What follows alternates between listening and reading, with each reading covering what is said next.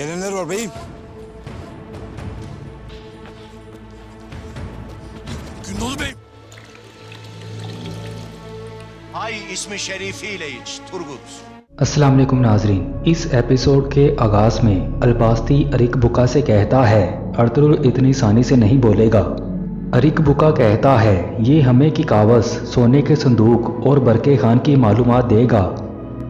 दूसरी तरफ गुंदोक्तू अपने सिपाहियों के साथ अर्तुगरुल को तलाश कर रहा था। उधर अलबास्ती अरिक बुका से कहता है अर्तुगरुल के बाद इसका भाई इसकी जिम्मेदारी पूरी करेगा। नाजरीन, इसी दौरान अर्तुगरुल होश में आ जाते हैं और इनकी बातें सुन लेते हैं। अरिक बुका कहता है हम इनका बरके खान के साथ इत्तेहाद ख़त्म कर देंगे। फिर अर्तुगरुल अरिक बुका से कहते हैं मैंने तुम्हारे अहम सिपाहियों को मार दिया है, लगता है हलाकू खान को तुम्हारी ज़िंदगी प्यारी नहीं है। अलबास्ती अर्तुगरुल से कहता है जब मैंने सुलेमान को पकड़ा था वो भी ऐसे ही ज़ुबान चला रहा था। फिर अरिक बुका अर्तुगरुल से कहता है बेहतर यही है तुम मुझे वो सारी मालूमात दे दो जो मैं लेना चाहता हूँ। नाजरीन, अर्तुगरुल अरिक बुका को अपना सर मारकर जख्मी कर देते हैं। अरिक बुका कहता है हमारी दुश्मनी तो अब शुरू हुई है। दूसरी तरफ मलिक शाह तुर्गुत को जख्मी हालत में कबीले ले जाता है। हकीम अर्तु तुर्गुत को शफा खाने ले जाता है। फिर मलिक शाह हैमा खतून को बताता है मंगोलों के साथ लड़ाई में मार्गिन और दुमरुल शहीद हो गए हैं। अर्तुगरुल भाई को मंगोल अपने साथ ले गए हैं। गुंदोक्तू भाई अर्तुगरुल को तलाश कर रहे हैं। अलबास्ती ने दुश्मनों के साथ मिलकर हम पर हमला किया है। नाजरीन, ये सुनकर सब लोग गुस्से में आ जाते हैं। उधर हकीम अर्तु तुर्गुत का इलाज कर रहे थे। दूसरी तरफ अरिक बुका अर्तुगरुल को तकलीफ देने के लिए उनके गले में नोकदार लोहा बांध देता है और कहता है तुमने आलमजक से कौन सी चीज़ें हासिल की थी। अर्तुगरुल कहते हैं मैंने उसे कत्ल करके भेड़ियों की खुराक बनाया था। अरिक बुका कहता है तुमने बरके खान के साथ मिलकर क्या मंसूबा बनाया है और वो सोने का संदूक कहाँ है।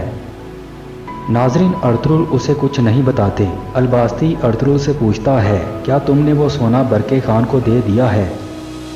अर्तुगरुल कहते हैं अगर मुझे मालूम होता तो मैं सोने की मालूमात तुम्हारी बजाय अरिक बुका को दे देता, फिर तुम इसके भी खिलाफ हो जाते जैसे तुम आलंजा के खिलाफ हुए थे।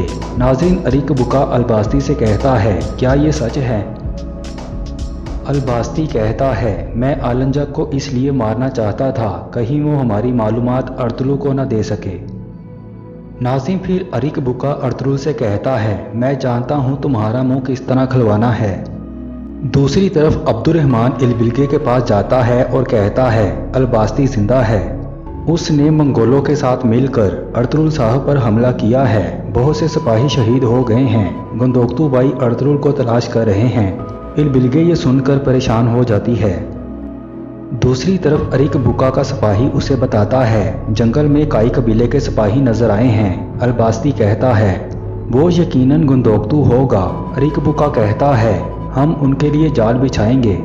नाज़रीन, फिर अरिक बुका अर्तुगरुल के कपड़ों का कुछ हिस्सा काट देता है और उन पर खून लगा के सिपाही को देता है और कहता है इसे गुंदोक्तू के रास्ते में रख देना ताकि वो हमारे जाल तक पहुंच जाए। उधर इल्बिलगे सिरमा से कहती है मंगोलों ने अर्तुगरुल साहब पर हमला किया है। दूसरी तरफ अर्तुगरुल अलबास्ती से कहते हैं तुमने दुश्मनों से इत्तेहाद कर लिया है, तुम जैसे गद्दारों के होते हुए रियासत कभी मजबूत नहीं हो सकती। अरिक बुका अलबास्ती से कहता है अर्तुगरुल को मेरे खुफिया गार में ले जाओ, मैं गुंदोक्तू के लिए यहाँ जाल बिछाऊंगा। उधर गुंदोक्तू को एक सिपाही बताता है अर्तुगरुल साहब की एक निशानी मिली है। दूसरी तरफ जख्मी तुर्गुत के पास इमाम साहब तलावत कर रहे थे।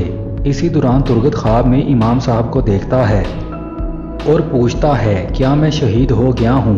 इमाम साहब कहते हैं अल्लाह की रज़ा से तुमने अभी बहुत सी जंगें लड़नी हैं और इस किस्सा का अख्ताम हो जाता है।